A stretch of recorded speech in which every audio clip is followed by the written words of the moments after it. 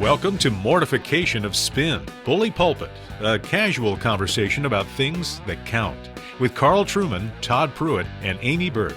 Mortification of Spin is a weekly podcast from the Alliance of Confessing Evangelicals.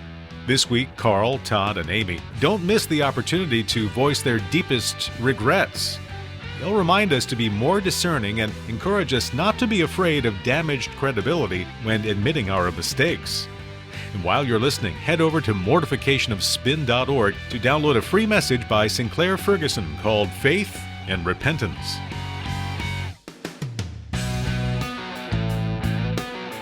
Well, thank you for joining us for Mortification of Spin Bully Pulpit. We're really glad that you stopped in to visit with us. I tell you, Carl and Amy and I have been talking just lately about regrets, things we're sorry for.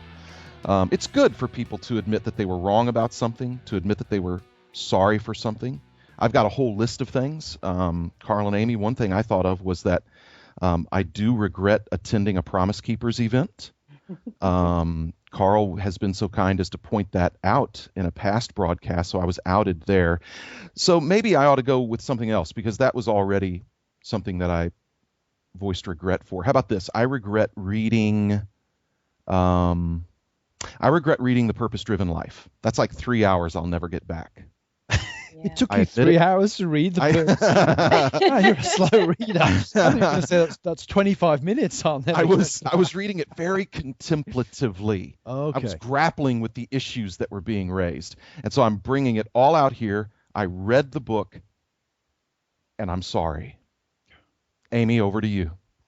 Well, thinking about it.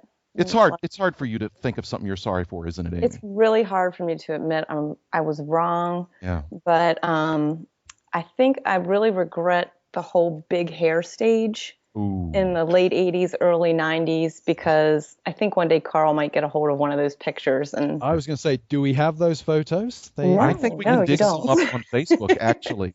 And I'm right after this. I'm going to get on her Facebook. I don't have any of those on Facebook. Come on, you don't have any? No. Well, we need those. We need the high school prom picture. Yeah. High school prom picture. I mean, That's I forget my big hair. I'm willing to say that I regret anyway. I'm sorry for my big hair days as well. Yeah. So. Yeah, I'm sorry, my big hair days have gone. Carl did have I specialize in little hair now. Wedding Yeah. picture? So I'm sorry for my foray into popular evangelicalism. Amy's sorry for her big hair. Truman, let's hear from you. Couple of things. I'm sorry that I deeply regret the day that the mad woman in the attic first showed up at my church. Life was never to be quite as happy or carefree ever again for my congregation as a result of that. Mm-hmm. And I also regret one book puff that I did. Now, I puffed quite a number of books in the last few years. Mm-hmm. The one I regret doing was Mark Driscoll's Doctrine book. Oh, the only thing I can plead in mitigation is that I didn't really know who he was when I was asked to do it. I just read the manuscript and did a puff. There were bits in the manuscript I disagreed with, but I thought it laid out the issues very clearly. Yeah. But I do now regret the fact that my name will be forever associated in a small way with having brought him possibly to the attention of an audience that he may not naturally have connected with otherwise, and that's the more strictly reformed audience. Yeah. If there's anybody out there who bought this book on the strength of my commendation, one, you have terrible lack of discernment to buy anything on the basis of my commendation. And two, I am very, very sorry that you wasted your money. I actually have a copy of that book, Carl. After this, I'm going to go take a picture of the back of it where your commendation is, and I'm going to post it prominently on the Mortification of Spin website. Todd, I hate you. I've been buying up all the copies of that book and burning them in order to destroy the evidence. I'm just trying to contribute to your sanctification. That's all, Carl. This brings Carl, me go to... with that. You open up a can of worms here for us that I think is helpful. Because one of the most striking things, I think, has been the way that with the whole Mark Driscoll affair, the way the young restless Reformed establishment has both dramatically distanced itself from him, at the same time as refusing to express any regret for having promoted him in the first place. Mm-hmm. It seems to me quite striking in some ways that the Driscoll saga, in terms of real controversy, starts with him extending the right hand of fellowship to a Trinity denying heretic. Right. Some years ago. The thing that finally blew it for him were allegations of bullying. We seem to have seen the most serious offences, if you like, passed over. The least serious offence is the one that finally did for him. And in the process, I have seen no regret expressed by any of the men who really helped to headline him and bring him into, for want of a better term, our world. Right. And the most dramatic of these was a few weeks ago when John Piper did this terrible video where, not video, it's a recording, when he's asked, as a result, I think the person said, we've had 100 emails asking if you regret having promoted Mark Driscoll. And John Piper, I'm virtually quoting here, actually referring to himself in the third person, which is odd, says John Piper has no regrets. Well, that's outrageous. You have no regrets about promoting a man who clearly didn't have the theological or spiritual maturity to be a pastor in the church and headlining him at your conference. And you say you have no regrets? Yeah. That to me was breathtaking, absolutely breathtaking.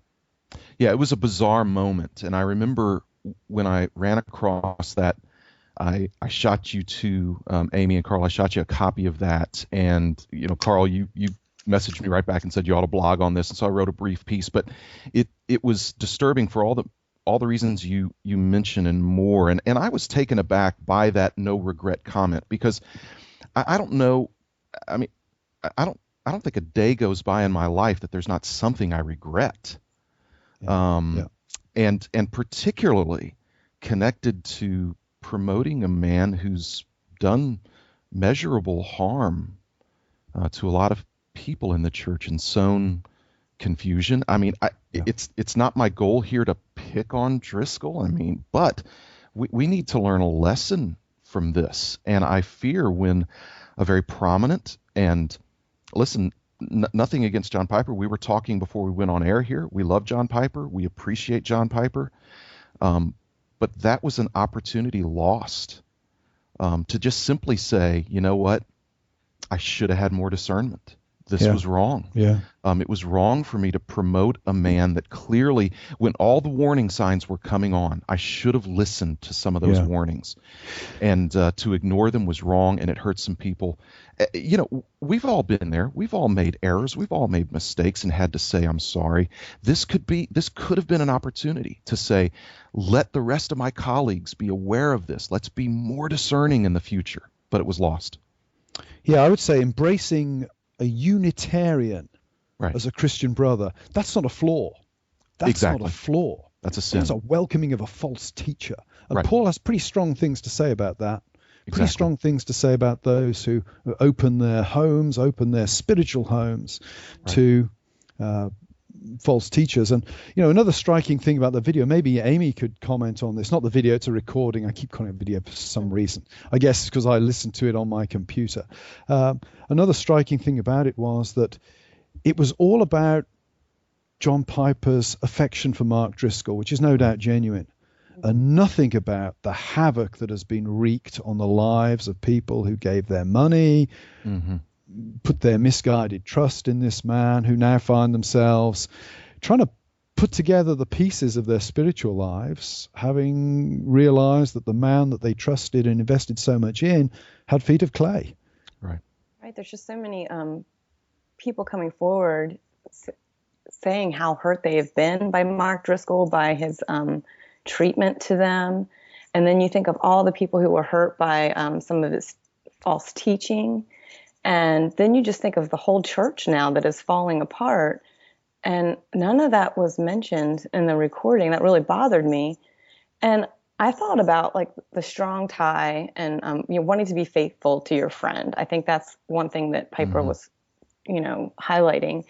But I don't think that that's even a true faithfulness to Driscoll to continue to acknowledge all the positive things about him without highlighting this very damaging actions and teaching, it made me think of like David and Nathan. Where are the Nathans now that say, you are the man? Yeah. David and Adonijah. David never asked him, why do you behave the way you do? That text at the start of Kings that really is a condemnation of David. That David's supposed to have loved his son, but he didn't really love him because he never called him out on bad stuff. And if you're not, well, I think it goes to a structural problem in the whole young, restless and reformed thing, and that is that the guys at the top decided who was going to be allowed to make criticisms, who they were going to listen to, and who they were going to ignore. And you end up, when you decide that right at the start, you end up with a terribly, terribly potentially corrupt system whereby everybody's always got to be on message. And the truth is so rarely actually spoken into these guys' lives. Right.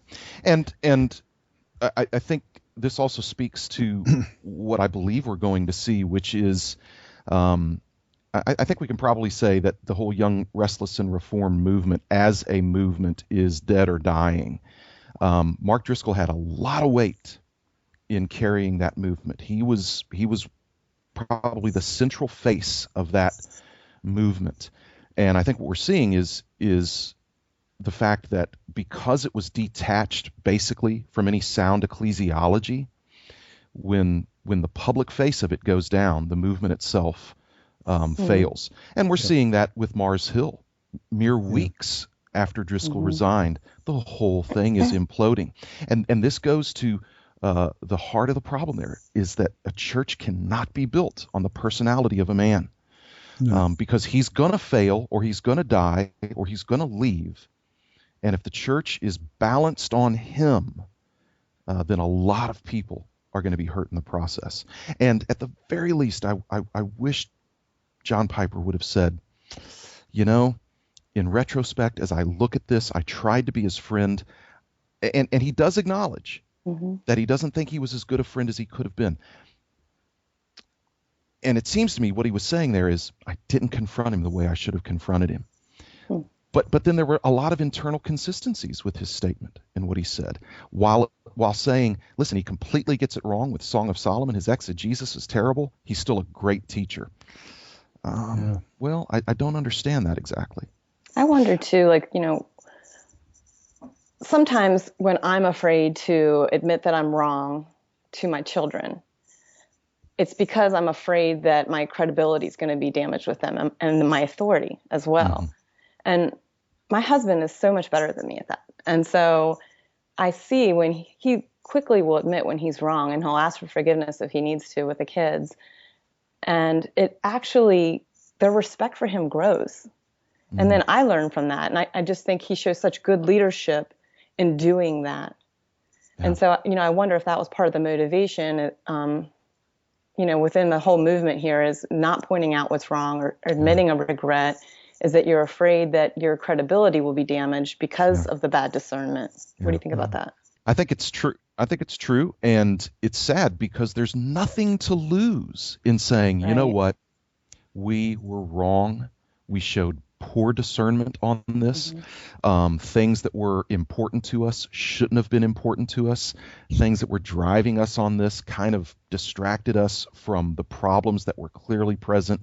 We are sorry for promoting this man. We goofed up. We're going to try really hard not to make that mistake again. There's nothing to lose in issuing a statement like that, and it could be helpful.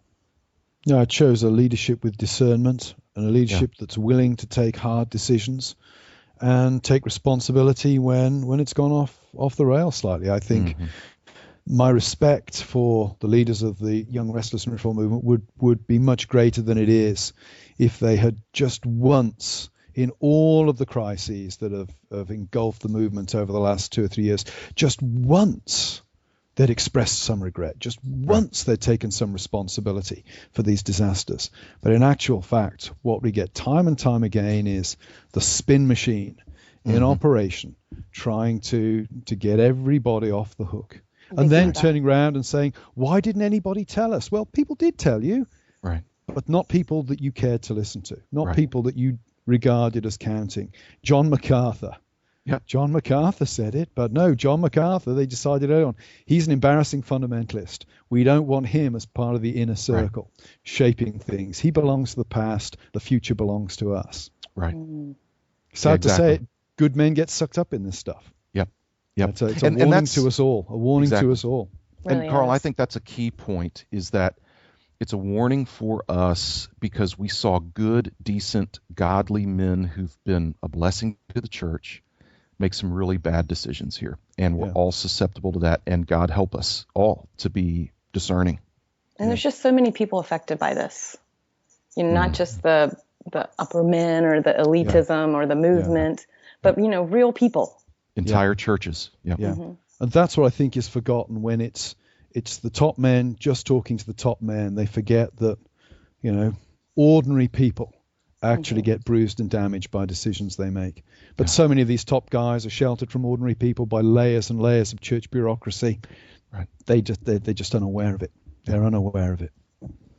So, well, thank you for joining us for this Bully Pulpit. We have once again put the world to rights, and if everybody out there simply listens to us and does exactly what we say, we should be able to avoid all of these problems in the future.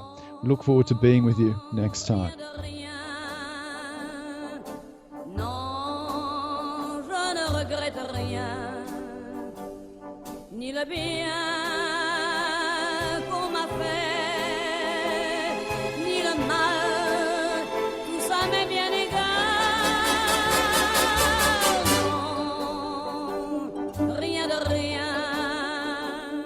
Thanks for listening to Mortification of Spin, Bully Pulpit, a podcast of the Alliance of Confessing Evangelicals.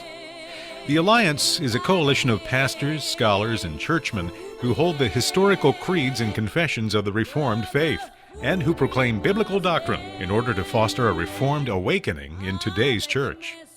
Don't forget to visit our website, mortificationofspin.org, to find a free download of Faith and Repentance by Sinclair Ferguson, and to check out our blog. If you want more Mortification of Spin, you can find our entire podcast archive on the podcast tab of our website, going back to episode 1 on February 8, 2013.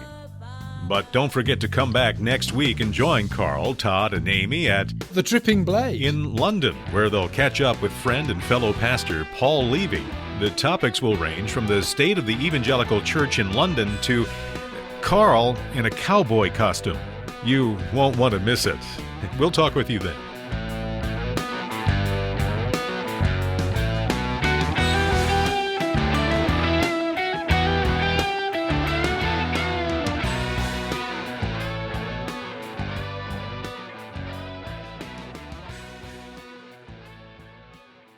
He's good on apologetics. Mm-hmm. Word. Are you Sorry? What? You're smoking in your house. Yeah. You act like you do that all the time. I do all kinds of things in my house. You gotta pay the librarians back. He doesn't let me in his house. That's the only thing that's banned. He can smoke. Karen lets him smoke, but she won't let him have Truman past the front door. Carl just went to the restroom in his house. Even when he's drinking. Actually, I had to go outside. My wife won't let me use the restroom in the house either. I just stood on the deck, made sure there's no neighbors around. And, so. What do you mean? You're smoking a pipe in your house? Well, of course. Your wife lets you do that? Is this being recorded, by the way? Hey. This could be Alicia, great stuff for the end of one of the episodes. I am the HOH here, sister. You know what that stands for? Spell that out. Head of household, baby. Yeah. And if you don't agree with that, we're going to get into some OTK, I suspect. And besides, my wife isn't home right now. Just remember, happy wife, happy life. The motto to live by. You don't have smoke alarms in the house then, Todd? Of course I do. This is just a pipe, though. They don't set a smoke alarm off. Fried eggs set off smoke alarms in my house. How do you fry an egg? We don't, because it sets off the smoke alarms. I have never set a smoke alarm off.